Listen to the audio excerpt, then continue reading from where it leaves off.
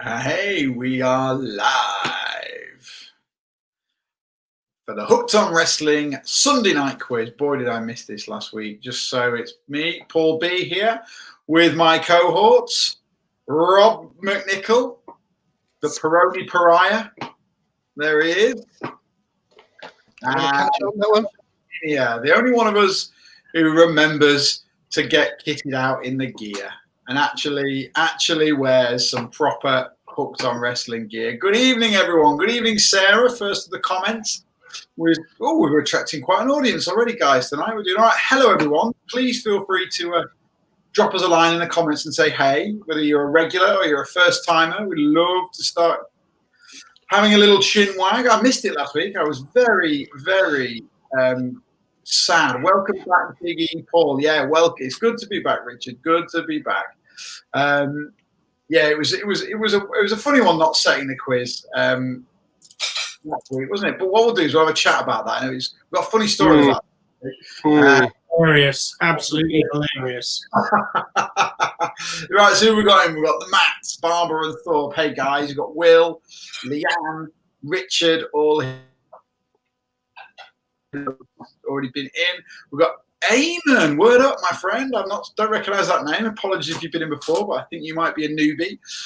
So, guys, we're going to start at afternoon. James, you're in the States. We're in the UK, so evening here. But we're going to start at just past 8 o'clock. So we're going to chimney until about 2 or 3 minutes past 8, and we'll explain the rules for the newbies, how you enter and whatnot.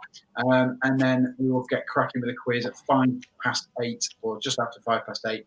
Adam's here. Good evening, buddy. Just so you all know, if you haven't already, we're going to be sending your answers in through direct message to the Hooked on Wrestling Facebook page. So what we suggest you do, if you haven't already, is send a little text message in. Hatch is there waiting for your responses, like a man on a children in need telethon waiting by the phones. So send him a quick hello, thumbs up, whatever you want to do, and he'll reply to make sure everything is being received. Evening, Malcolm, Medium, Adam. Right, so guys, last week, I'm sorry that you missed me. You got a perfectly adequate replacement, but it was a funny story, actually, and I'll tell you now, because we've got a couple of minutes while we wait for everyone to arrive. So the reason I was missing is because look at these two. They're not pleased with this. Well, I'll tell you what I'm not pleased about, actually, is because you moaned at me for it going for too long last week, and we're 3 minutes into the broadcast. Me and Chris haven't said anything yet. It's just been, what is a monologue? We might as well not be here. Oh, sorry. I do apologise. I'm making up for lost time. Would you like to say anything? No, carry on. Oh, right, okay. So I was on holiday last week in Northumberland, and a wonderful weekend it was too, in this little cottage in this remote little village. So obviously I was worried about, my Wi-Fi shoddy enough at the best of times. So I thought there's no point risking it. I'll get Dean S involved. And Dean was more than happy to do it. A great replacement for me. I'm sure you'll agree. Now, I got to the cottage on Friday and realised that my work had not been realised, and the Wi-Fi was actually spot on. It was actually great. So I was able to participate in running the quiz as it were. I texted Dean. I said, Dean, just so you know, so if you're just doing this as a to help us out, then I can take over. Don't worry about it. If you did it because you want to do it, it's all yours still. He says, no, I'm really looking forward to it. I want to do it. You stand down. So I said, great. So I decided what an opportunity this would be to actually play along.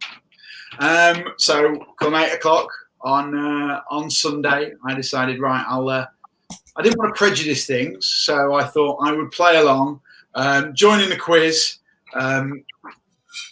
Didn't want anyone to know I was there, didn't want to distract, didn't want to disrupt, didn't want to play it as a big joke, wanted to play. So I entered the quiz under a new name.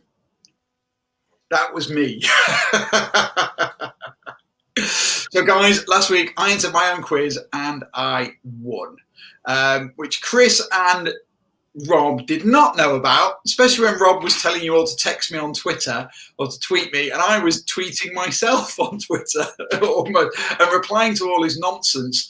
The whole thing I heard everything. I heard every dig. I heard everything, whilst at the same time I was answering all their questions. So boys, what did you feel about that?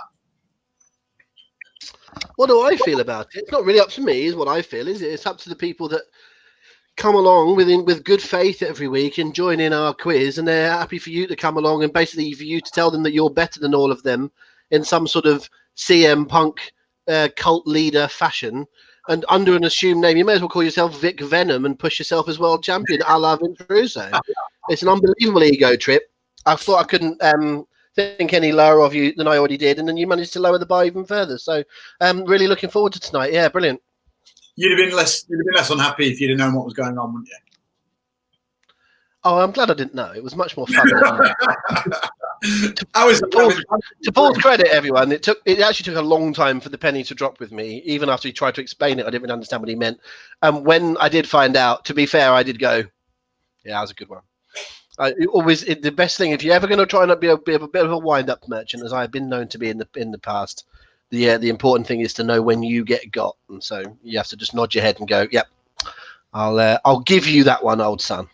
But it was good fun, and Chris played along very nicely. I was texting him, and he was being very helpful with telling me how to answer the questions and things like that. When I got another message saying, "Oh, just in case I win the T-shirt, give it to someone else because I can't stand Drew McIntyre." That's very honest to message in and say. And no, he just didn't want to win his own T-shirt. So there we go. So sorry then, guys, that was me. But it was all good fun, and the guys did a wonderful job. So that was it. So we'll do the rules in a second. I just noticed that Chris asked us about our profile picture on Facebook, which is quite important to us. So quite simply, Chris, it's one of those silly little Facebook, what do you call it, crazes, movements, whatever. Essentially, a lot of people in the events industry this week are making their Facebook blank spaces. Because that is what we're all operating with at the minute, blank spaces. So really, it's just a bit of a show of support. These things don't tend to work, do they? Let's be honest, but it's more solidarity than anybody else. There's a lot of people really up the creek in this event industry. We're lucky. We're just on pause. There's a lot of people, colleagues, friends, ex-colleagues, whatever, who are facing some real hard times. It's just a little gesture from us to say that we're seeing what's going on, and we'd like to see some government support for the events industry, which is suffering more than most. So that's it. Nothing special. We're just going to do that till Friday, and then there we go. So let's get cracking, shall we? Let's do the. Before we do the rules, let's just address a couple of things that have been mentioned in the chat, because who is it? Mark has mentioned it. So has Adam, Sarah, that they're waiting for goodies that were won on SummerSlam evening. And as I did mention last week, but I'll mention again, is that it's not coming from us, unfortunately. Those are coming direct from our partners. So it was good of them to have offered some prizes up, but yes, we would prefer that they had actually sent them out. So normally things do come to us and we're able to forward them on or something similar, but this was a different sort of arrangement. So we will give them a nudge, won't we, Paul?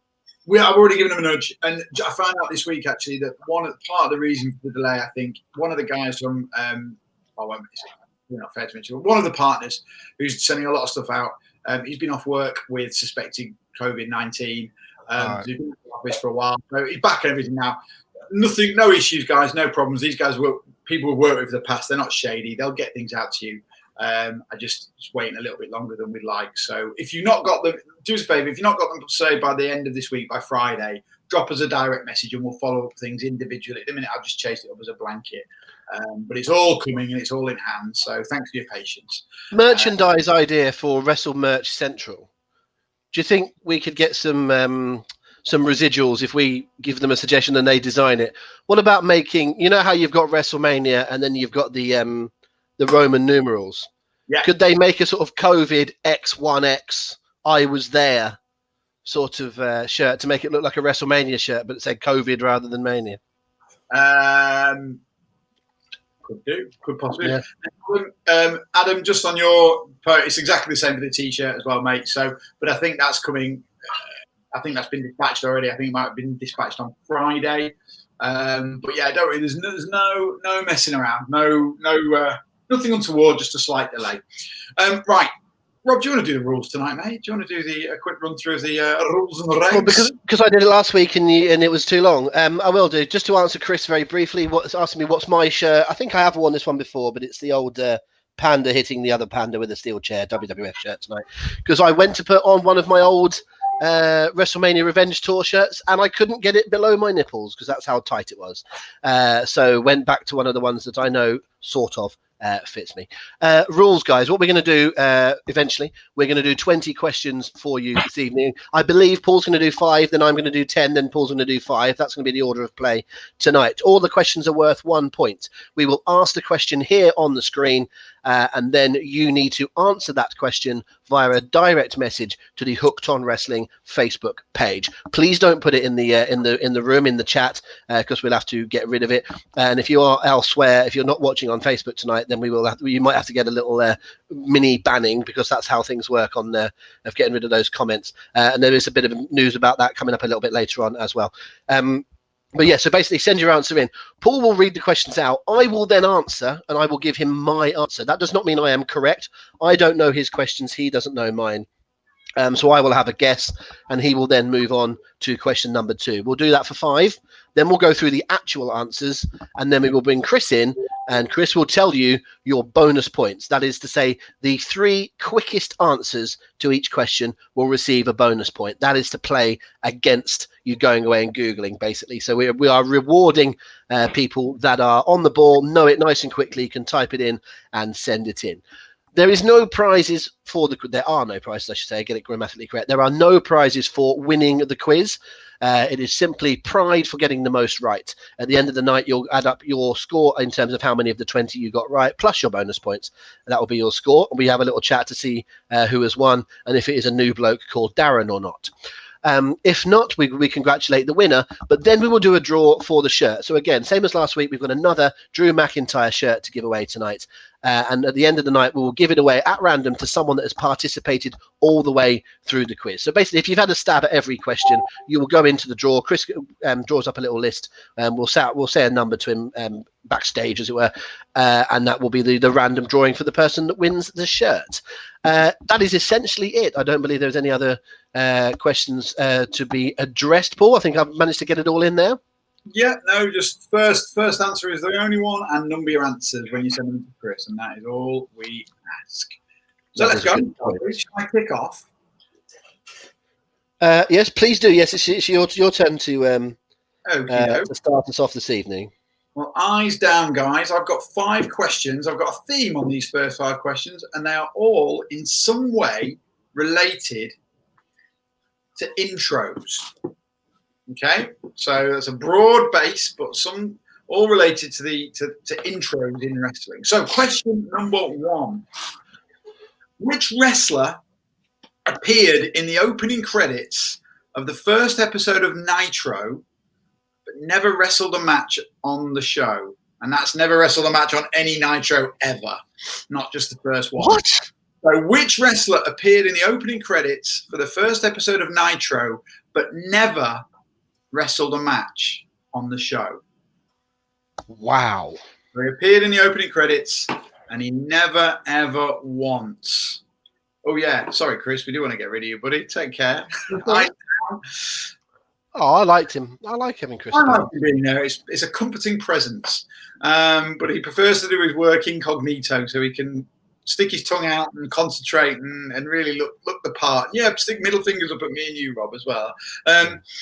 Yeah, so question 1 was, which wrestler appeared in the opening credits of Nitro but never once wrestled on Nitro? He was in the credits for, I think, the first 2 episodes at least, maybe more.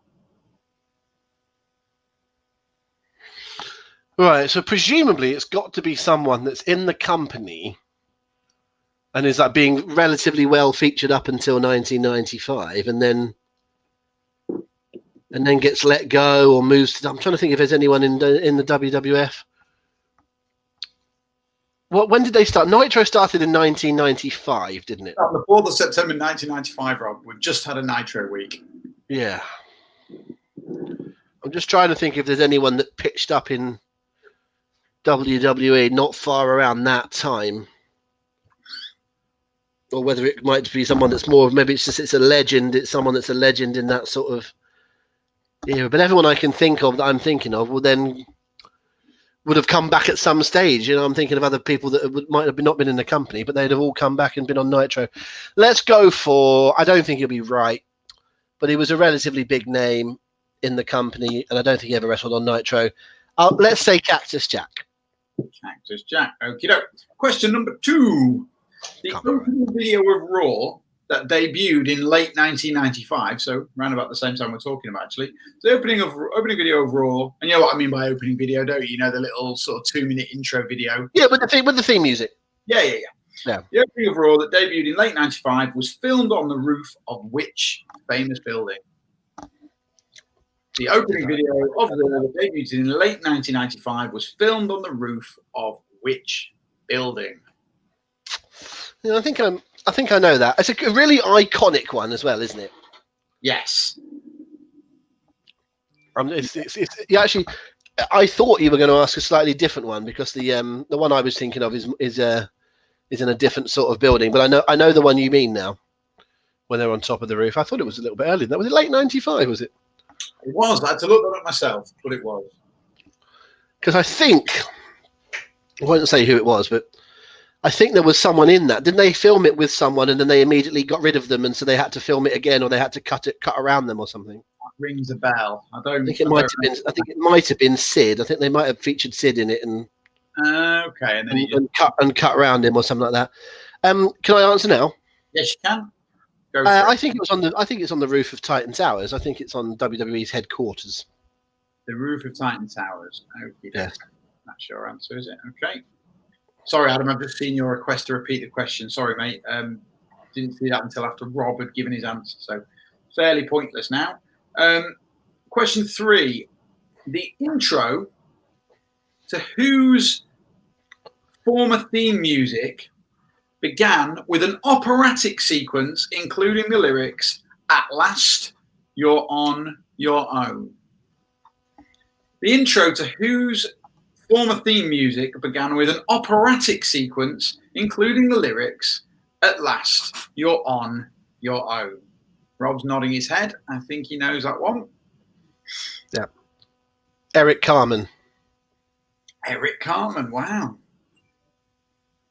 Very good theme music, this. Some of the best. The whole presentation. All by myself. That's the joke there, by the way, just to explain that one for everyone. A little footnote at the bottom of the screen. Eric Carmen did a song called All By Myself, which is why I was doing that. Yeah, okay, I know this. Okay, well, we've had plenty of answers in tonight, mate, so give us your... I once had dinner with this person and missed the Champions League final because of it. Oh, you did, didn't you? You went. I remember that. Adam says, "Where's the panda shirt from?" I don't know. I got it for Christmas about 2 or 3 years ago. Someone gave it me for Christmas. I'll show it again. Is it really? I don't know. Someone gave it me for Christmas. It's very good. It's very clever. I think it's available from there. Yeah. I had already seen it worn at a Hooked on Wrestling party before I received it. Actually, it's Christian. Is the answer? Christian's music. Very Christian. Etc. Okay, fine. Might have chance that one. So, question number 4. Did you mention the bonus points? Yes. You did. Sorry. Slight brain fart there. Question 4. In Chris Jericho's original WWE entrance music, you know, the iconic one that he started with in 1999. In Chris Jericho's iconic original WWE entrance music, what are the first 2 words spoken in the lyrics? I'll repeat that. In Chris Jericho's iconic original WWE theme music, so the one he started using when he debuted in 1999, what are the first 2 words spoken? Or sung, you know, whatever you want to call it. But what are the first 2 words? Right. Now, I know what I would have gone, what I think it starts with. And I wouldn't have said, I would say it's 1 word, then 2 words. So the fact that you're asking for 2 suggests that I'm wrong, because you would say, well, it's the first word, or you would say, what's the first 3 words? you wouldn't break up something halfway through a sentence. So I think I must be wrong to what I would originally think it is. Well, let's have your answer. Okay, I'll assume that I'm missing something off. I would have said that it's yeah, come on. But that doesn't really, it won't be yeah, come. So I'll say it's come on. Okay. And last question around before we review the answers. When CM Punk challenged Alberto Del Rio for the WWE title at Survivor Series 2011, who acted as Punk's personal ring announcer? Say that again. When CM Punk challenged Alberto Del Rio for the WWE title at the 2011 Survivor Series, who acted as CM Punk's personal ring announcer? Okay, yeah, I know that.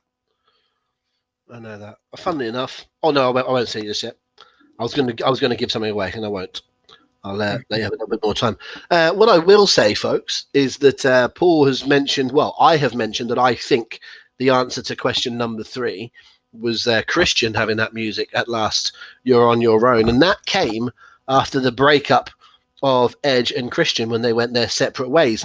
On this week's How to Be Great podcast, Paul and I will be discussing the greatest ever tag team breakups. Yes, so we will be putting on social media in the next couple of days an appeal for you to send us your thoughts, your suggestions on that. So what is the greatest ever tag team breakup? There are one or two that do really stand out immediately when you think about them because they're spoken about so often. But are they the greatest when you really think about it? Sometimes what's in your brain about what is the greatest something or other is purely because you are told it over and over and over and over and over again. When you actually put your mind to it, sometimes you think of better things. It's not just restricted to WWE. It can be all the way back through into history. It can be TNA, AEW, WCW, ECW, anywhere you like. That's what we're discussing this week. Best ever tag team breakups on the How to Be Great podcast. I'm seriously looking forward to this one because it's going to be, there's so many to look at, and there's going to be a combination of ones that are just singular moments or big build-ups, or there's going to be all sorts of different ways of skinning the cat. A few people have already said the Rockers, and that's clearly going to be that's the obvious one, but that doesn't mean it's the right one. But we do like to throw in a few more as well. So I'm looking forward to that immensely. So and I think when we talk about tag team breakups, I think we can include units. I would include Seth Rollins turning on Roman and Dean in that. It doesn't have to be 2 people. It can be a unit breaking up as well. So I think that's fair. So give us your answer to question 5 then, Rob, and then we'll look at some answers. I'm not sure I'd have got this were it for not a sad event of a couple of months ago. Because when we lost this gentleman earlier this year, people were playing clips about him, and one of them was him coming out to ring announce for CM Punk. So I'm fairly certain the answer is Howard Finkel. Howard Finkel, okay. And just to address Adam Ferrandi, says the APA was disappointing considering how long they've been together. Adam, I will be talking extensively about that one on the podcast because I think, in my opinion, it's one of the greatest ever. Now, I'll explain why in some detail, and you can keep your opinion, or you can maybe understand my point of view. But either way, I will be making a case for it to being one of the greatest ever. Very, very nuanced and interesting. But anyway, Rob, thank you for your answers. Thank you, everybody else, for sending yours in. Let's go through the answers and then the bonus points for round 1. So, question 1 was, which wrestler appeared in the opening credits for the first episode of Nitro but never wrestled a match on the show? Vader. It was Vader. Oh, how did I not get that? Of course it's Vader.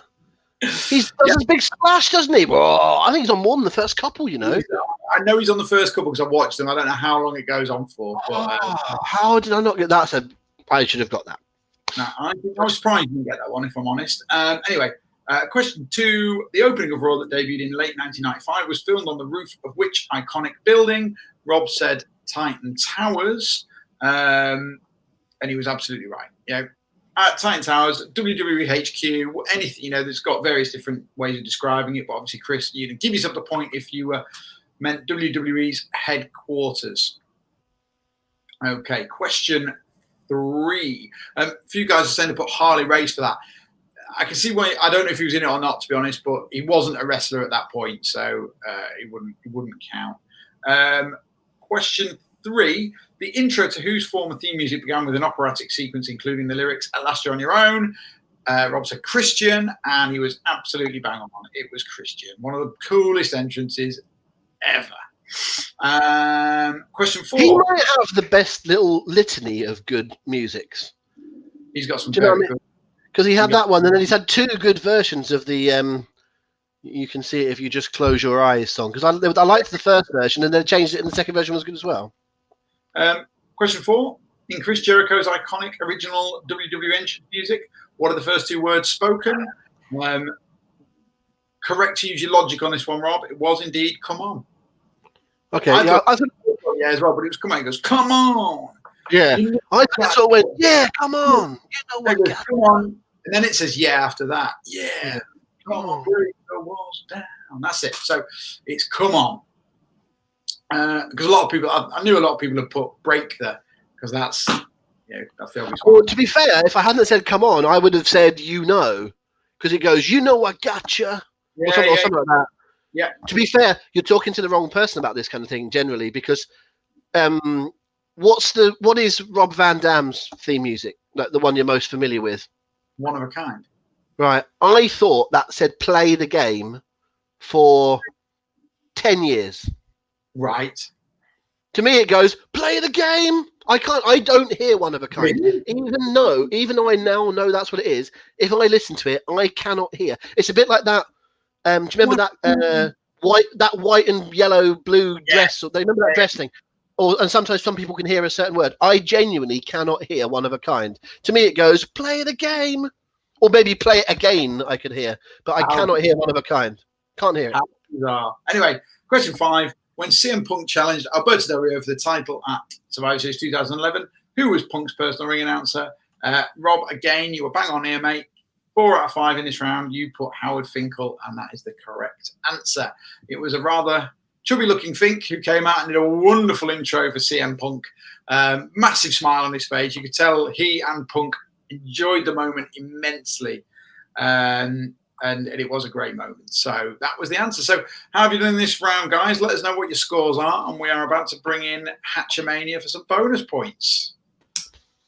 How are we looking, dude? All good. Yeah, plenty of people playing tonight, which is always good to see. So bonus points for the first round. Chris Marden, 4. Matt Barber, 3. Adam Ferran, 2. Will Kitchen, 2. Adam Pearson, 1. Leanne Culverhouse, 1. Steve Clark, 1. And Thomas Hall, 1. Awesome. One more time, buddy. Okay, Chris Marden, 4. Matt Barber, 3. Adam Ferran, 2. Will Kitchen, 2. Adam Pearson, 1. Leanne Culverhouse, 1. Steve Clark, 1. And Thomas Hall, 1.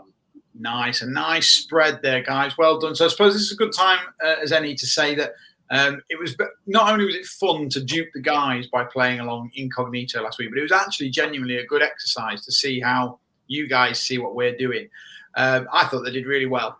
I think it was a really nice quiz. I enjoyed it playing, and as I laughed out loud a few times. But the one thing I did notice was when you're playing along on YouTube, you have a big bonus point advantage because it's. I expected to be a second or 2 lag between Facebook and YouTube. There's a lot more than that. I don't know if it was a one-off or whatever, but it was a big, big gap. So subsequently, we're going to change how we do things for next week.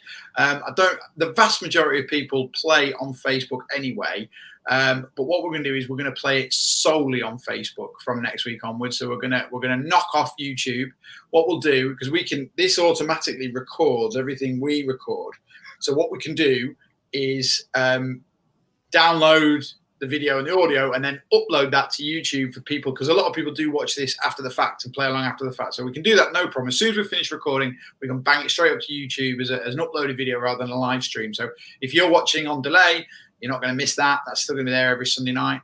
But it's going to be the live quiz is just going to be on Facebook only from next week on. And that is the only reason for that is to level the playing field for everyone. Make sure everyone. I was shocked how in the first round I got 2 bonus points last week, and I was playing on Facebook. Then I switched over to YouTube just out of curiosity, and I smashed it. I had about 10 seconds to have some thinking time before the Facebook crew had even heard the question, which obviously goes against the spirit of it. So yeah, that's what we'll do. The vast majority won't notice a difference because I can see by the comment icons that the vast majority of people play along on Facebook, but some won't. So just to let you know, should be on Challenge TV. I've been there, mate. I've got a few programs that I've sold to Challenge TV in the past. TNA Wrestling, World UK Man, Wrestle Talk. Paul has a long history of selling substandard shit television to Challenge TV, so it should be. For about 4 years in a row, I think I was responsible for taking about 75% of Challenge TV's entire programming budget. So yes, well versed in all of that. Wrestle Talk was great. Man, Wrestle Talk is great, but Wrestle Talk on Challenge was not great. It was a budget production. It was absolute all credit in the world to them because believe me, the deal I negotiated with them, they got nothing. All credit in the world for them to put out a program of any description that we brought that could get past Sky's broadcast standards on the budget they had. It was a miracle. Great, it wasn't. That brand has gone from strength to strength to strength, but not on the back of that TV show. I'm glad it's gone from strength to strength on the word shoot, as being a good thing to put into a tag on YouTube. Fair enough. Right, okay, guys. So let's go on with round 2, can we? So I'll get rid of. Is it my turn? It's up to me, isn't it? I want to just quickly explain about the bonuses. I think everyone that's here understands the bonuses because I haven't seen mostly familiar faces this evening. But if anyone is new or is a little bit unclear on the bonuses, for example, I'll use Matt Barber as an example because I saw his score and I remember what Chris said. So Matt said he scored 4. When you heard Chris say all the numbers out loud, Chris said Matt's 3. That his score is 4 and his bonuses are 3. So you go 4 plus 3. So he's currently on 7. So what the numbers that Chris said is not your score. It is your bonus points, which you add to the amount that you got correct. Okay. Let's go. Sorry, I'm enjoying the reviews of. I won't comment you're looking at. We won't discuss that. No. Oh, we will. We'll remember when you were on. Yeah. Anyway, I'll tell him that tomorrow. Right, where's my questions? Let's find my questions. Right, I'm going to do a connections round with a slight tweak, okay? Because in the spirit of what Paul was saying before about fairness in terms of coming up with answers and bonuses via the platform you're watching on, we've done a connections round a couple of times whereby the last question of that connection, the last question of that round is what is the connection? Now, the nature of this quiz, with the getting bonuses for getting in quicker, means that you're really already at an advantage by knowing the connection simply by being able to answer the questions correctly and quicker.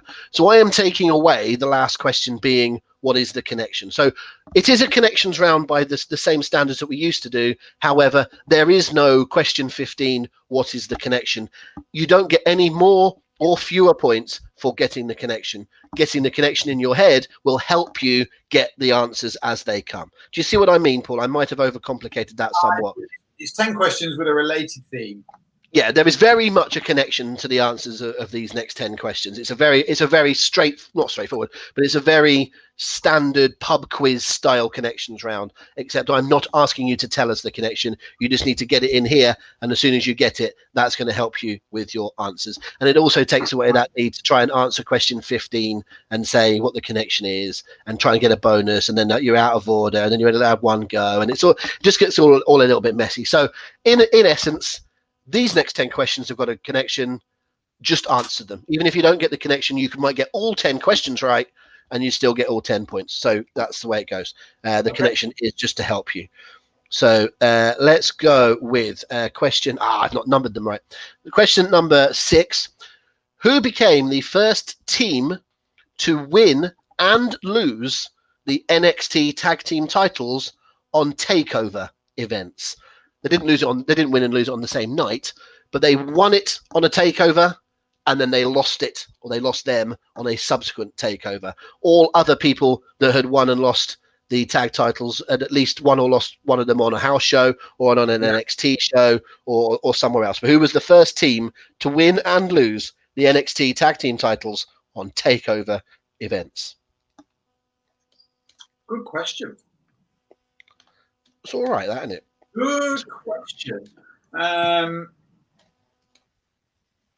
just doing a bit of renumbering, is what I'm tapping away at on my screen, so I don't say 7, 8, 9 when I should be saying. Sorry, when I don't say 1, 2, 3 when I should be saying 6, 7, 8. That's a very professional of you. Oh, I should follow that advice, really, shouldn't I? I've got an answer for this one. I'll just give it a couple more minutes.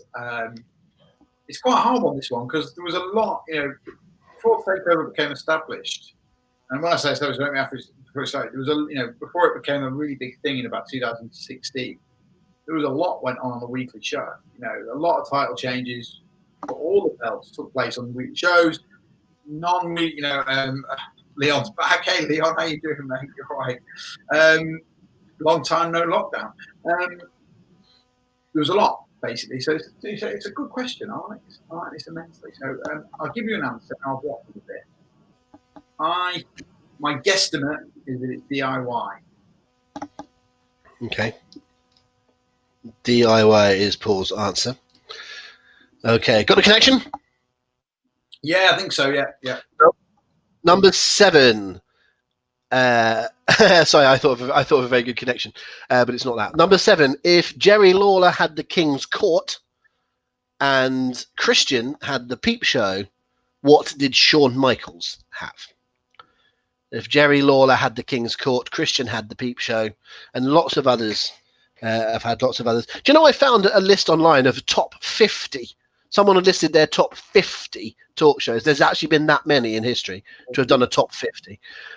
If Jerry Lawler had the King's Court and Christian had the Peep Show, what did Shawn Michaels have? Is question number 7. Wow, I'm surprised there's been that many.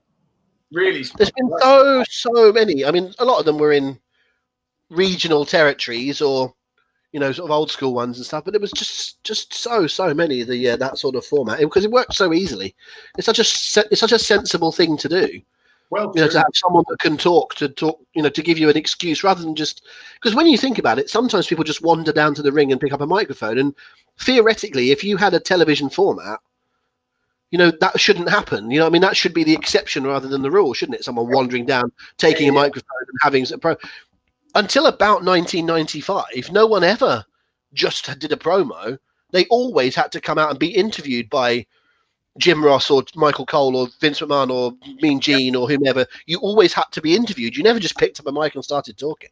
Well, very famously, when Hulk Hogan went to WCW, they had Eric Bischoff there with the microphone holding it for him because he couldn't figure out how to cut a promo holding the mic. It was so unnatural to him that apparently because there was the whole Pythons thing. Yeah, right. They threw him off his entire game, so they had to get Bischoff where once it would have been Mean Gene Okerlund interviewing him. They were very clever, and it became Eric Bischoff almost acting like he was mic stand deferential to him. It wasn't an interview; it was more just like kind of how Paul Heyman is now with Roman Reigns. It's like I'm not worthy. Here's the mic. Very clever way of getting around it because he was old school as you come, wasn't he? My answer to the question, by the way, for question 7 is the Heartbreak Hotel. Okay, that was number 7. Number 8, who presented the AEW TNT Championship to Cody at Double or Nothing? Who presented the AEW TNT Championship to Cody at Double or Nothing? Question number 8.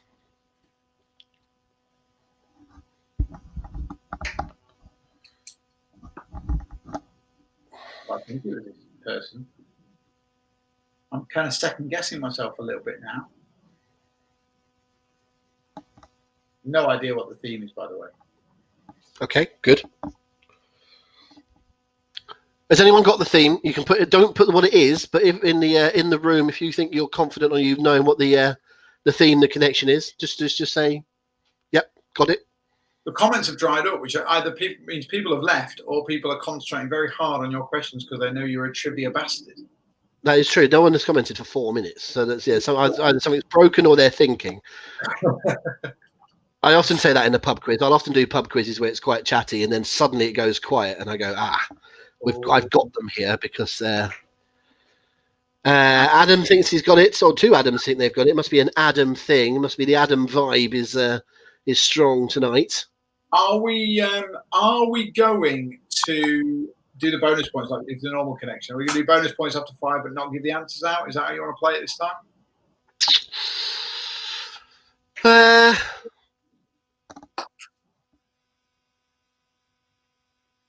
I don't know.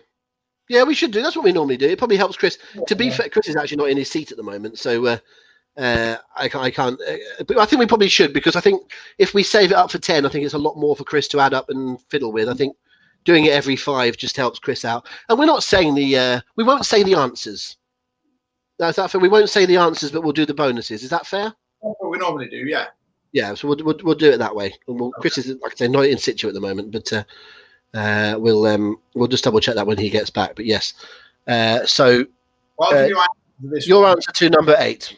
I'm totally second guessing myself, so I'm sure it was this guy, but also could easily have not been. Mike Tyson. Okay, Paul is going for Mike Tyson. Else, whatever. That's what I'm saying. Number 9. Yep. Who entered the Royal Rumble match in 1998? Yes, folks, it is 1998. I've checked and double-checked my years this time. I'm not getting years wrong today. Who entered the Royal Rumble match in 1998 at number 2? Who entered the Royal Rumble match in 1998 at number 2? That is question number 9. Chris is back in situ now. We can see him off screen. Chris, we were just saying that we'll still do, after 5 questions, we won't do the correct answers, but we will do bonuses. Is that okay with you? Yeah, thumbs up from our off-screen anonymous general manager. I've got the connection, I think. Paul thinks he's got it. 4 questions in. It does mean I've got 1 question wrong. Okay, well, that's the way it goes, isn't it? That is the nature of doing a connection live as opposed to doing. And I've just twigged as to what that answer is. So I'm double sure I've got the connection right, and I'm double sure I've got one of the questions wrong. So there we go. There we go. What are we going for this one? Entrance number 2 into the 1998. I'll give you that now. Then I think entrant number 2 was Chainsaw Charlie. Okay. Let's go to question number 10. Staying with the Royal Rumble theme, who is the only person that Ric Flair eliminated from the 1993 Royal Rumble? Not 92. I do know what I'm saying. Who is the only person that Ric Flair eliminated from the 1993 Royal Rumble? On his own. There might have been some that he teamed up with other people, but there was only one. He is credited with 1 elimination on his own in 1993.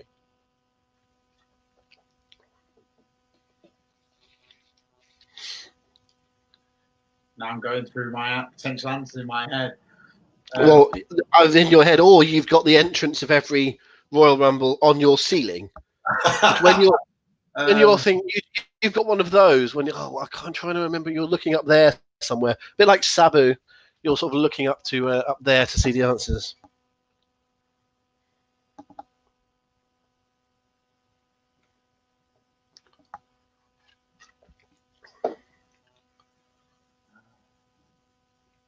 This is one of those nervous moments, folks, where I don't know if Paul is thinking or Yorkshire Broadband is having a flippy.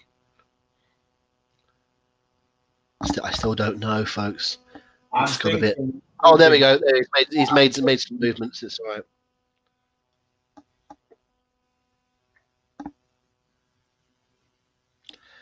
There is a problem with coming up with questions that are a little bit too interesting and too intricate. Is that Paul forgets he's on the telly, or on a version of the telly, and has a remit to try and keep everyone entertained, rather than to actually try and get the questions right.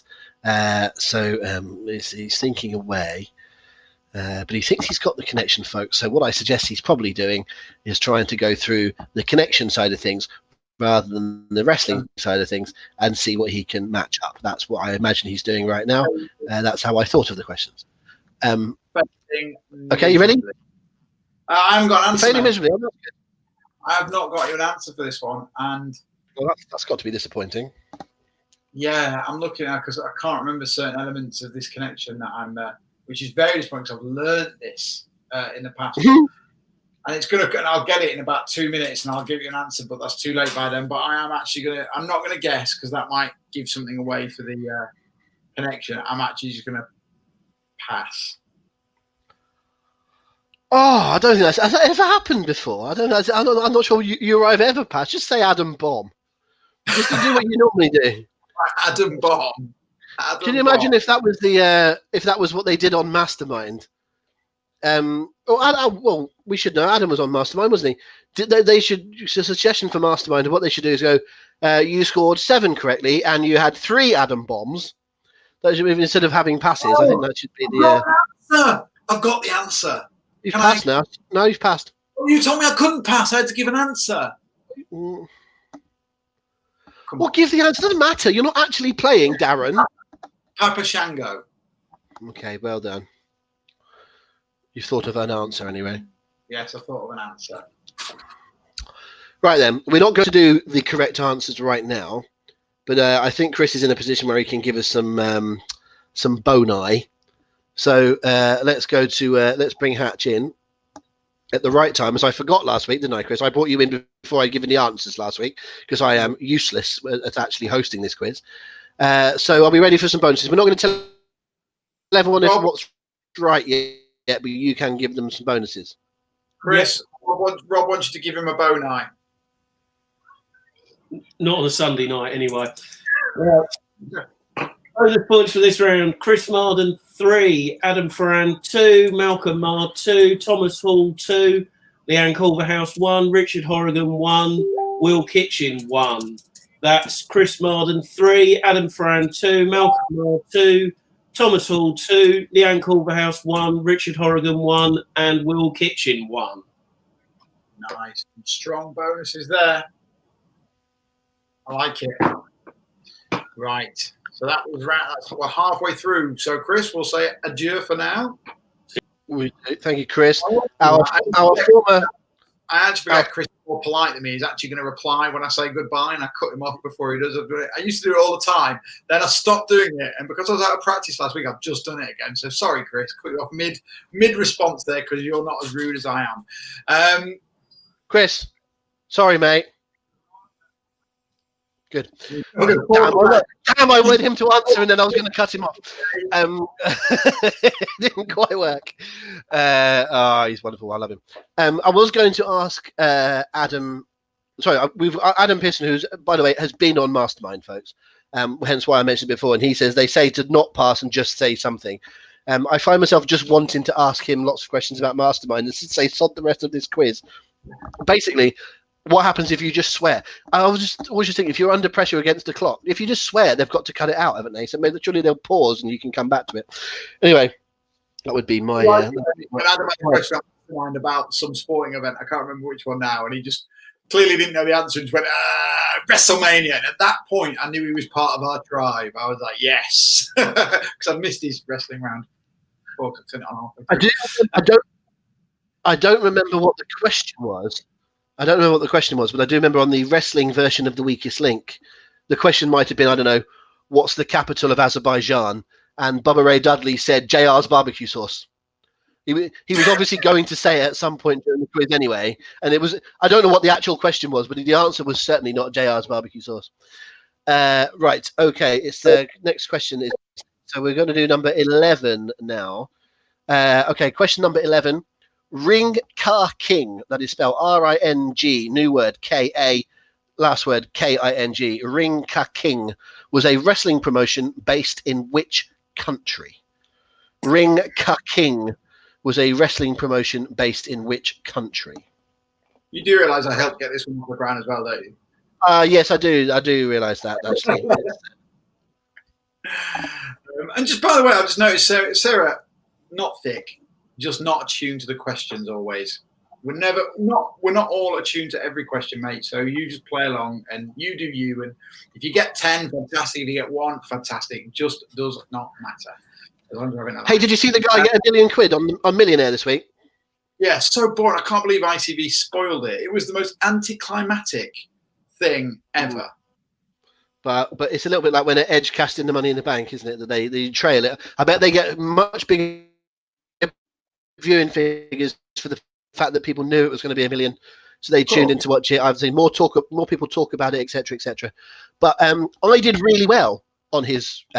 If I'd have been in his shoes, I would have got to 64 grand, 125 grand without needing a lifeline. I was flying on his questions, absolutely flying. But I went back and watched a round from a couple of days earlier, and I think they got about 16 grand, but I would have absolutely been using lifelines at £1 grand, £4 grand, 8. They were just, like he said, that guy, they just fell to him. Sometimes if you get trivia stuff, like there was a question about an album title, and I think I guessed that it was Lewis Capaldi, and I was right, but I wouldn't have known. I would have had to have asked people about it, because just not my kind of thing. And there was a little run of them, pop music, films, I'm not good at them. But like, I was good on his questions. I absolutely flew through his questions, very similar to like he did. Yeah. Anyway, I helped put this deal together, and it was the answer. So this one I can be quite confident on is India. Okay, let's go on to the next one. So number 12. This round is sort of punctuated by tag team questions. We did a nice one to start with. Here's another one, and we'll end with one as well. Number 12. Only one team held the WWF tag team titles in 1993 and in 1994. Where were they from? Only one team held the WWF tag titles in 93 and 94. Where were they from? Easy if you've got the connection. This one, very difficult if you haven't.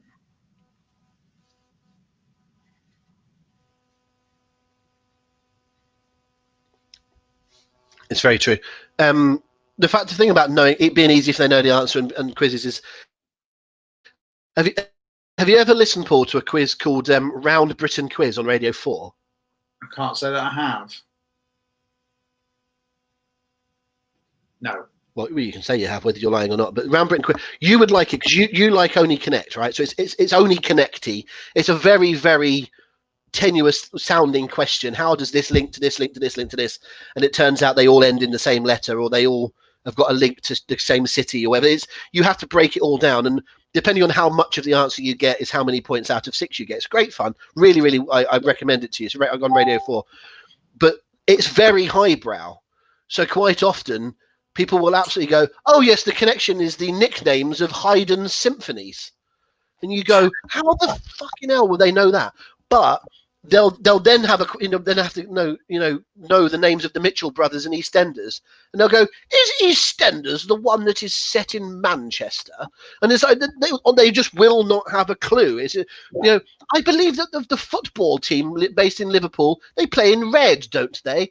I think they do. And it's you just go, wow, these people have no grasp on like the ordinary things, but they know they could recite Shakespeare's sonnets. If you threw a number at them, they'd do the sonnet. It's extraordinary the different things that different people know. You'd never ever be embarrassed by knowing or not knowing something. It just happens to be your area. Indeed, and I happen to know that the answer to this question 12, was it? Yes, 12 is Quebec. Okay, number 13. More tag teaming, although if this time it's who accompanies them.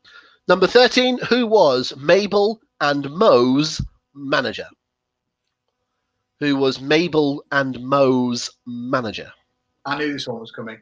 The ones that you think are coming, one of them isn't. Put it that way. I basically came up with 11 questions for this, and I had to leave one out. Right. So there's once you've started to get them, and what you think you know is coming, one of them you won't find.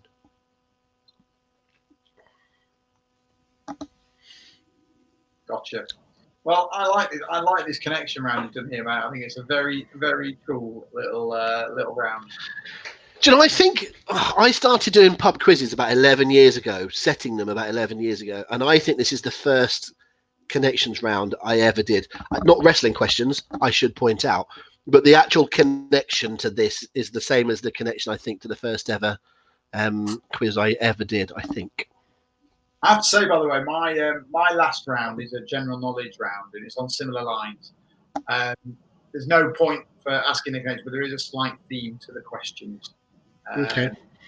Not quite as blatant or as obvious as this one, but there is a pattern. Okay. A pattern. That's a nice word. Rather than connection, a pattern. There's a pattern. So I think if you know this, you know this. If you don't, you don't. The answer is, I believe, Oscar. Okay.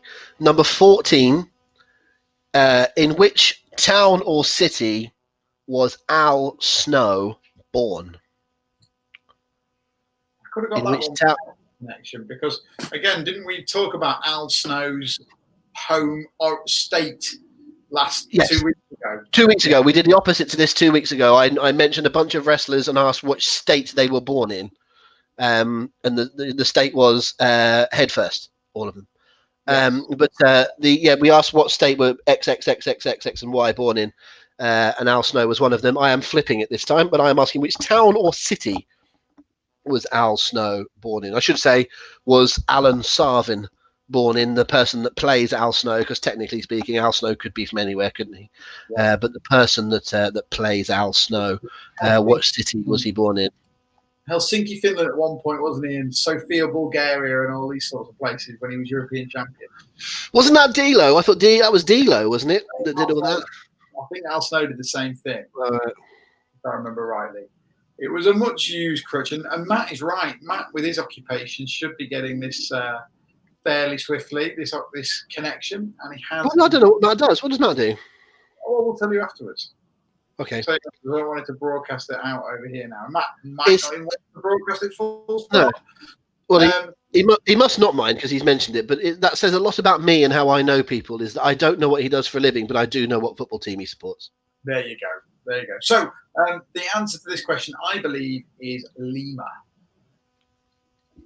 Okay. Well, we've got one to go. Question 15.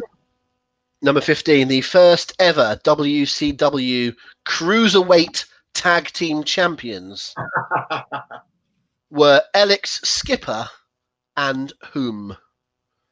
The first ever WCW Cruiserweight Tag Team Champions were Alex Skipper and whom? He came up the other week, didn't he, Alex Skipper as well? I think he did. I asked a question about Cruiserweight Tag Team Champions. I think it was in the context of AJ Styles having his only Nitro match. Right, okay. Tournament. And I think they lost to Elix Skipper and his mystery partner, unknowable partner. I think they were the two. So that was what was it?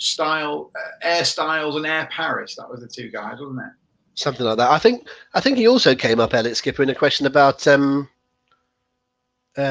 I don't remember the name of the team now, but he was part of a team in TNA. I think it came up as part of that. Loki, Daniels, and Skipper. Yeah, I think that's what it was. Yeah, that's it. Shall I finish this one then? Shall I go on? Answering? Wrap it up in a neat little package. Is Kid Romeo. Okay, Paul goes for Kid Romeo. Right, let's go through the answers of all 10 then. I can't believe I've got 9 out of 10 again.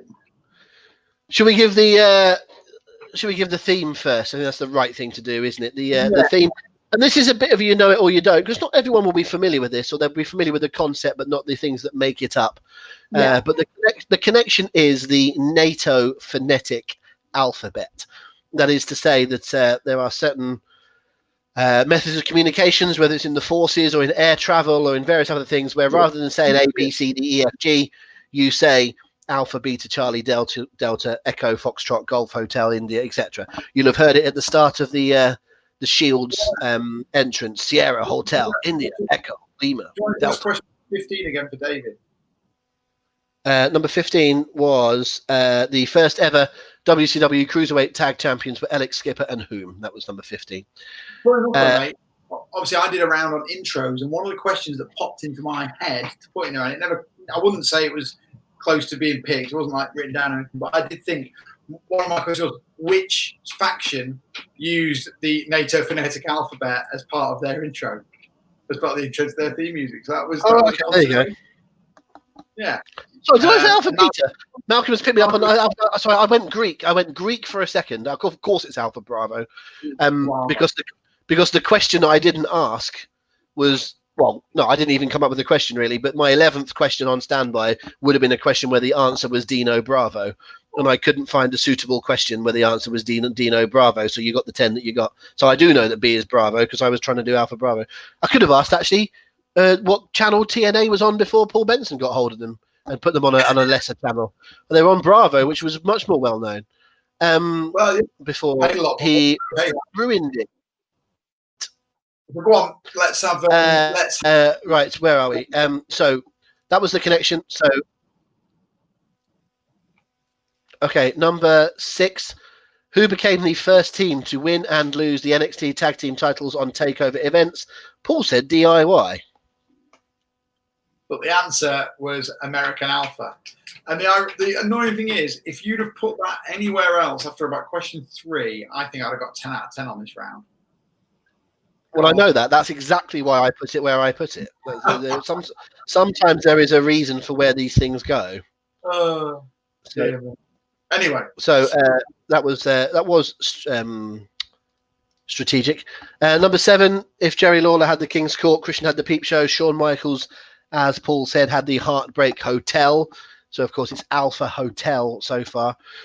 Who presented the AEW TNT Tag Team, not Tag Team, TNT Championship to Cody at Double or Nothing was Mike Tyson. Mike is M in that alphabet. Who entered the Rumble in 1998, number 2, Chainsaw Charlie. The only person Ric Flair eliminated from the 1993 Royal Rumble, as Paul eventually will let him off after a long pass, said Papa Shango, which is correct. Papa is the P for that one. Imagine if S was Shango and not Sierra. Number 11, Rinka King was based in India. It was essentially, Paul will correct me on this, but it was essentially a TNA offshoot, or it was sort of owned and operated really by Jeff Jarrett and the other TNA-ites.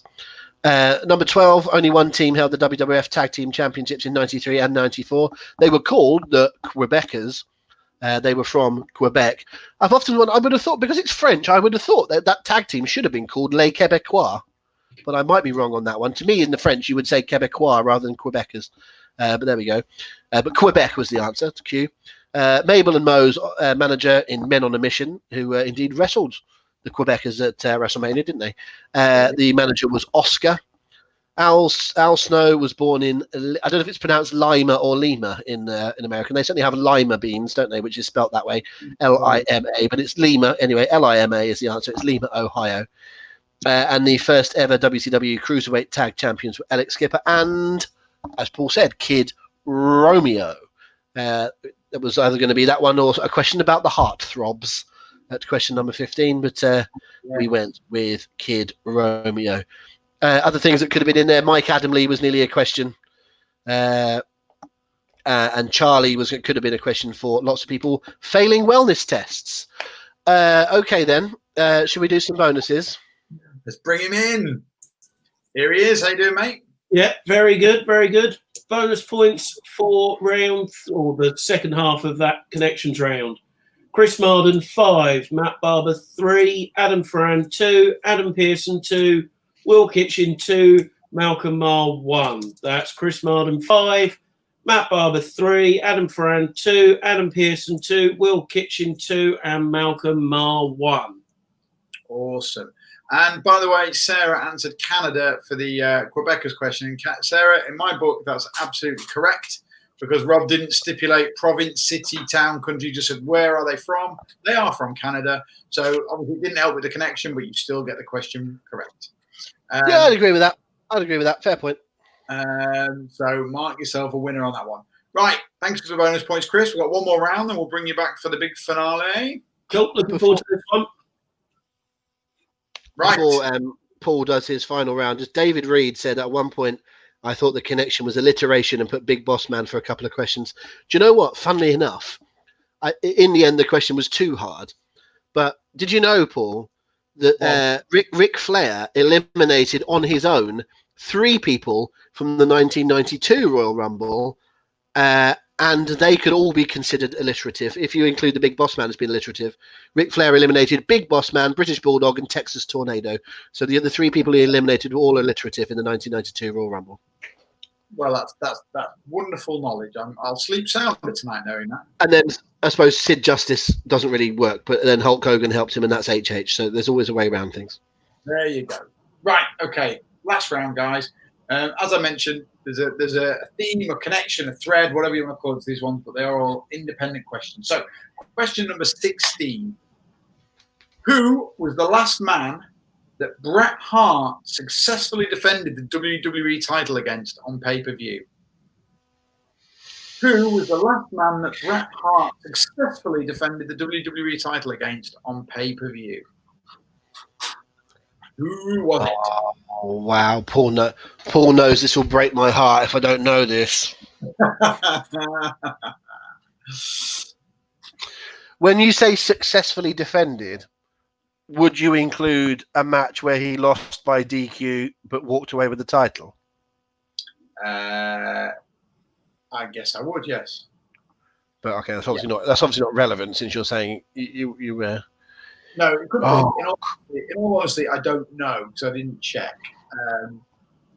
It could well be relevant, but it may also not be. So yes, if the example I'm thinking of, if that was the case, then yes, that one would be. That one would count. I'm trying to get the order of all the matches. Oh God. This is worse. It's worse when you get it's worse when you get questions on a topic that you actually really love and care for because you're so desperate to get them right. When you ask me some question about, something that happened 3 years ago and I don't really watch it as intently as I used to or something and I don't get it right, I'm not really embarrassed. But when you ask me a Bret question and I don't know it,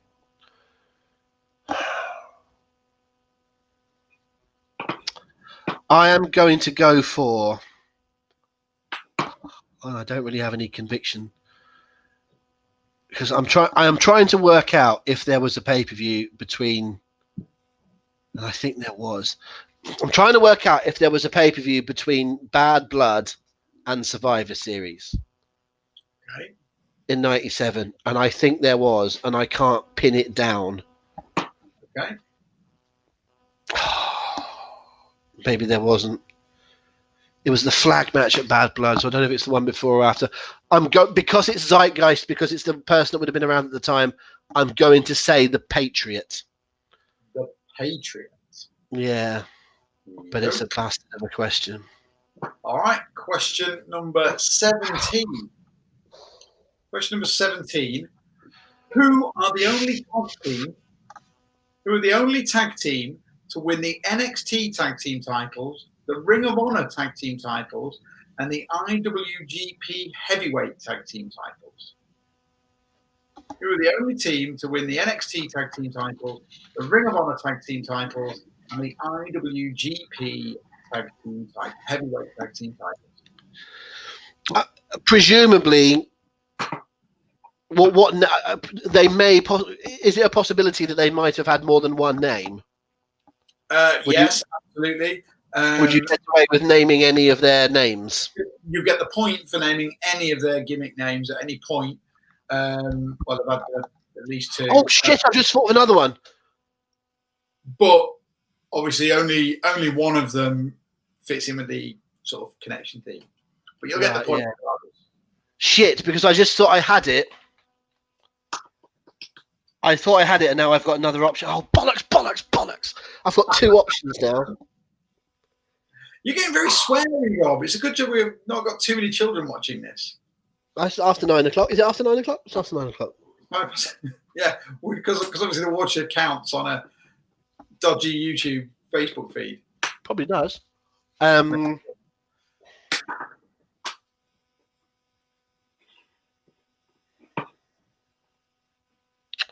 Oh, it's one of those. It is one of those. You're right. It's definitely one of those. I can't work out that either one of them. Well, that's vaguely. Did you say it's a vague connection? I never said anything about vague or not. No. No, you just said it was a connection, didn't you? Oh, fuck. Yes, they should. Sarah says kids should be in bed. She's right. Little swine. Let's go War Machine. You're going War Machine. Okay. So that was question 17, right? So question 18. Olympic judo competitor Alan Coage, I don't know how you pronounce that, Coage, Alan Coage, used what ring name in WWE? Olympic judo competitor Alan Coage used what ring name in WWE? I'll spell that surname again because I'm not sure on the pronunciation. Coage. Charlie, Oscar, Alpha, Golf, Echo. Very good. I learnt my phonetic alphabet while I was working for UPS, so it always comes in useful. Golf could have come into the last round based off of if I could have found a question that could have involved Kerwin White and Barry Hole-in-One Darsow. I'm glad. It would have been a little bit of a wrench to try and do that. Alan Coage. The connection. Oh, Anyone might have the thread. I think I've got the answer. Oh, just give it another 20 seconds and then we'll have it off you. Because I think he was a judo. What's a judo person? A judoka? Judoka is what it is. It's a judoka, isn't it? I was going to say a judo player. A judo player. A judoka, I think they're called. Adam thinks he's got the connection. Do you want to send us a private message, Adam, with your connection? And I'll tell you. I won't tell you whether you're right or wrong. I'd just be interested to know whether that you doesn't fit. That though. That doesn't fit.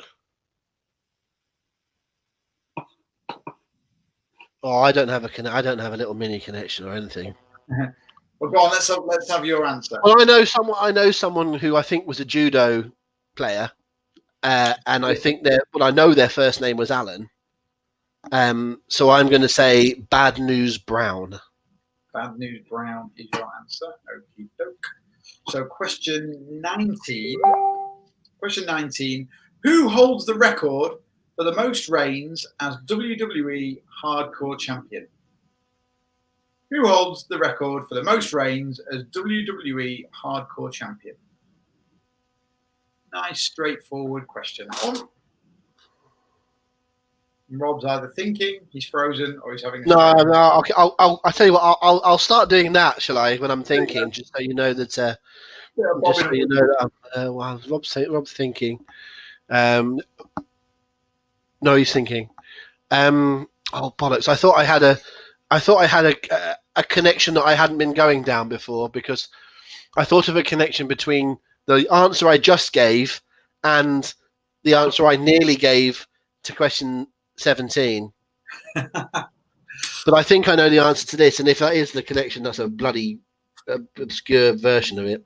Are you playing head games with yourself, mate? Yeah, very much so. Do you know what I mean? Sarah would like you to repeat the question. I'll repeat the question. Very simple. Who holds the record for the most reigns as the WWE Hardcore Champion? Or the WWF Hardcore Champion? Did it ever come into play while they were WWE? Or did it get retired before then? It got retired. I wouldn't have thought so.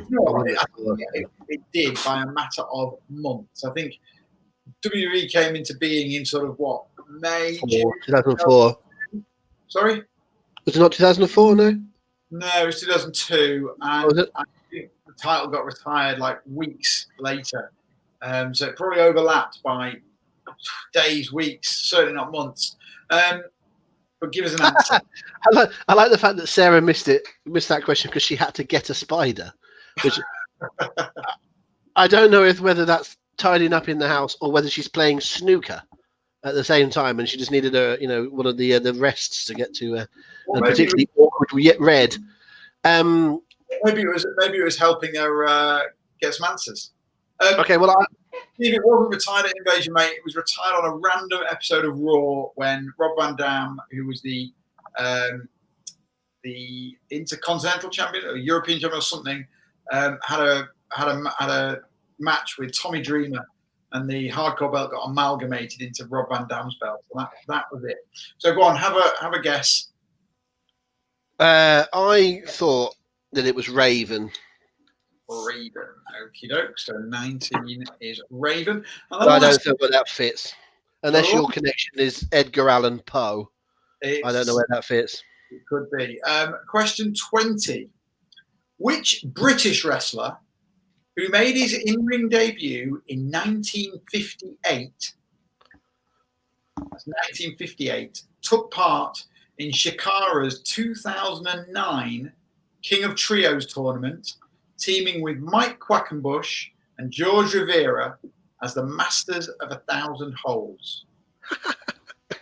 So which British wrestler who made his debut in 1958 took part in Shikara's 2009 King of Trios tournament, teaming with Mike Quackenbush and George Rivera as the Masters of 1,000 Holds? Is that clear? I mean, yeah, the question is clear. I can only think of one answer, and it doesn't fit. I am hoping that your connection is a connection I've never heard of, and that all of my answers have been quite good, as opposed to the fact that what I feel are 5 largely arbitrary answers in terms of their connection. Can I say, am I too soon to say? Did I ought to wait? Just give it another 20, 30 seconds. Let's just give it I'm trying to think of British wrestlers. So if they made their debut, what year did they say they made their debut? 1958? 1958. Well, that would mean if you think that they would be in their early 20s when they debuted, would make them born in around about 35, which would make them so 85 now. So for someone that's 85 now to have been still wrestling 10 years ago, or when did you say 5 years? What year did you say the Shikara thing? 2009. So 11 okay, years. it's 11 years ago, right? So they're still wrestling into their 70s. I can only think of one person Go on then. that would be around for that long and would be known enough to do a Shikara match. I would think it's got to be Johnny Saint. Johnny Saint. Okie doke. So that's all the questions around. So let's go through the answers. Do you want to have a stab at the connection, Rob? No, because I've got nothing. Right. Okay. Well, fair enough. So, question number 16. I asked, who was the last man Bret Hart successfully defended the WWE title against on pay-per-view? You very unconvincingly said the Patriot. The answer was, in fact, the Patriot. In Your House, Ground Zero. Yeah, and that's before. Before the tag team flag match. That's before the flag match, because that's at Bad Blood, and it's the Survivor Series, and there's nothing in between the two. I've just seen what Adam's put, and that gives me a little bit of faith in a couple of things. There you go. Second one. So the question 17. Who are the only teams to win the NXT tag titles, the Ring of Honor tag titles, and the IWGP tag titles? Rob said War Machine. The answer was the Viking Raiders, which, as many of you will know, amounts to exactly the same thing. So if you said War Machine... Oh, that's not on, is it? Maybe if you'd have said, if I'd have got Patriot and Raiders, I might have done that. But I was War, Patriot, War, missiles. You use Patriot missiles in war. That's how I was going with that. Not just Raiders, but Viking too. So that was a double bubble one there. All right, Minnesota Vikings, very good. Oh, you should have said you should have specified then. You should have said I want their WWE name. No, it's fine. So what could it have been the Viking Experience? I suppose it would have still counted. Still Viking, it still counts. I would have said the New England Experience. They're a great team. I was going to say Red Dragon. Well, they won the IWGP Junior Heavyweight titles. Right, okay. Which is why I specified the IWGP Heavyweight Tag titles. So, as Rob and Adam have said, you probably, and some of you know by now, the connection is NFL teams. The NFL starts this weekend, this season, and so it's a nice themey weekend. So, question 18. Olympic judo competitor Alan Kowaj, or Quiz, or whatever his name is, used what ring name in WWE? Rob said Bad News Brown, and he was correct. Bad News Brown. So far, we've got the New England Patriots. Got them all right so far. Like, So that's about it. the Las Vegas Raiders, as they are as of today. Are they? They've moved to Vegas. They made their Vegas debut this weekend. I didn't know that. They've all been all over. In my lifetime, they've been Oakland. LA and Oakland. Yep. They're now the Las Vegas Raiders. First NFL team in Vegas. And then Bad News Brown, obviously the Cleveland Browns. Question 19, I asked who holds the record for the most reigns as WWE Hardcore Champion. And Rob, quite rightly again, said Raven. Baltimore Ravens. You've got a lot right in this round without really thinking you had any. This is the point. I was quite confident on all of the questions. I thought I'm doing all right here, but I had nothing to link them. But it's because in my head I had War Machine. You see, I couldn't get War Machine out. And then question 20: which British wrestler who made his debut in 1958 took part in Chikara's 2009 King of Trios tournament? Yes, as Rob quite rightly again said, 5 out of 5, mate. Johnny Saint, New Orleans Saints. So that was the final question in the round. Do we not count One Night Only as a pay-per-view? Bret beat Undertaker. I believe One Night Only was actually before that. It wasn't before that. It wasn't. Tough one. You kind of got me there, haven't you? You kind of have. I suppose in that case, if you said The Undertaker, I have to give the point because technically you're right. I suppose what I was thinking was, US pay-per-views in the main chronology, but you're quite right. That very much counts. You can have the answer if you gave either The Undertaker or the Patriot. So yeah, slight snafu on my part there, but I should have specified, US pay-per-view. So sorry about that, guys. Right, so give us your scores. So far, we'll get Chris in for the bonus points. Here he is. How you doing, mate? Yep, all good. Right, bonus points for that last round. Chris Marden, 4. Will Kitchen, 4. Adam Ferran, 3. Adam Pearson, 1. Leanne Culverhouse, 1. Matt Barber, 1. And Steve Clark, 1. That's Chris Marden, 4. Will Kitchen, 4. Adam Ferran, 3. Adam Pearson, 1. Leanne Culverhouse, 1. Matt Barber, 1. And Steve Clark, 1.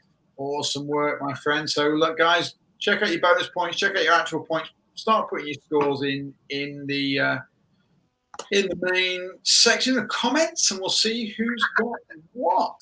The Utah Undertakers. That would be an excellent. I think they need to be the Death Valley Undertakers, wouldn't they? Really would. So great, some good scores coming in again. 33, Chris, 33. That's an exceptional score. That might be the highest score we've ever had, actually. I think even Patrick might have been beaten. Even Darren Moonday would have been beaten with that. The wonderful, handsome, suave Darren Moonday would have been beaten. There's a point, right? There's a point, because I do have a bit of a history of coming up with some mad names for when I'm participating in the Friday online quiz. But I have to ask, where did Darren Moonday come from? I don't know. It just popped into my head. But only after it popped into my head, I realised there is a celebrity called Darren Day. So I don't know whether I just put Moon in there or what. I have no idea where that came from. It just popped into my head. I should also say that what occurred to me later on, after that incident, was that, of course, to participate in this, in the chat and sending in your answers, not only do you have to just put in, when I do the quiz on a Friday on the website, it just says name, and I put in a silly name. But you had to create a Facebook account. This means one of two things. Either you deliberately set up a Facebook account, sourced a photo, and went to all those lengths just to dupe me, or you've already got a fake Facebook account for nefarious purposes. Unfortunately not. It was definitely the former. I set it up in about 2 minutes, and I think I just Googled Darren Moonday and I found the most inconspicuous photo I could find on there. I was going to put like a wrestling photo. I thought, no, I'll have a real person. No idea whose photo represented Darren Moonday, but thank you for lending me it anyway. So we'll do scores in a minute. I think we've got a clear winner. So Patrick's not here tonight. It's a good opportunity to say, guys, it was really good for Dean to be here last week. Dean enjoyed himself immensely. And I think from what we're going to see in the future is maybe some slight rotation in the host, because Dean would like another shot.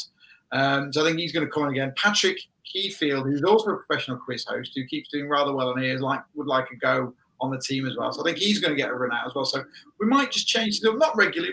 We're not going anywhere. We've got our core three, but you might see a few more guest hosts from time to time.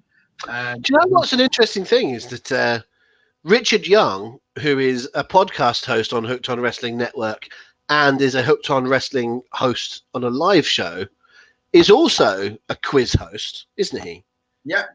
So I would enjoy Youngie getting involved in this. And I would say that Youngie shares with you that he is a Grimsby Town fan, and Patrick Heafield shares with me that he's a Plymouth Argyle fan. So there may be, I would say it's when Argyle play Grimsby, but of course we're in a higher division than you. But there could be some sort of Argyle Grimsby thing that we could do. That sounds very interesting. I like the sound of that. It's very interesting indeed. So, right, I think it's quite clear that Chris is the runaway winner today with 33 points. Could be our highest score ever, like I said. So, Chris, congratulations, mate. That's a cracking score. Some other brilliant scores there. Will with 24. Adam Ferrand with 24. 20 for Leanne. 20 for Steve Clark. Yeah, some brilliant scores. Everyone here, but yeah, superb. So, well done, guys. There's some awesome scores, and thank you again for playing. We love you guys coming around every week. We really enjoy this Sunday night. I missed doing these questions massively last week, so I don't want to miss out too many more times. But just a quick reminder for those that need a reminder: next week and from there forever on, we'll be on Facebook only. So don't go to YouTube at 8:00 on Sunday looking for our quiz. You won't find it live. You'll find out FBO.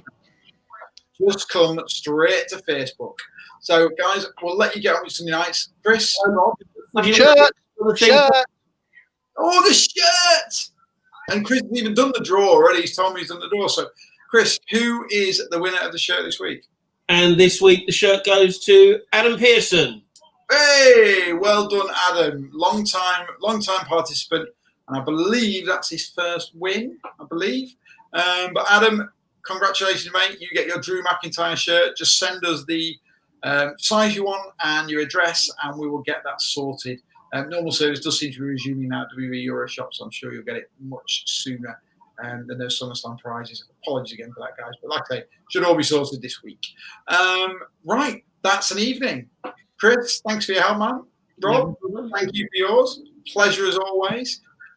We'll see you all next Sunday. Hopefully, we'll see you guys, you participants as well. And have a great week. All the best. Remember, it's wrestling. Enjoy it.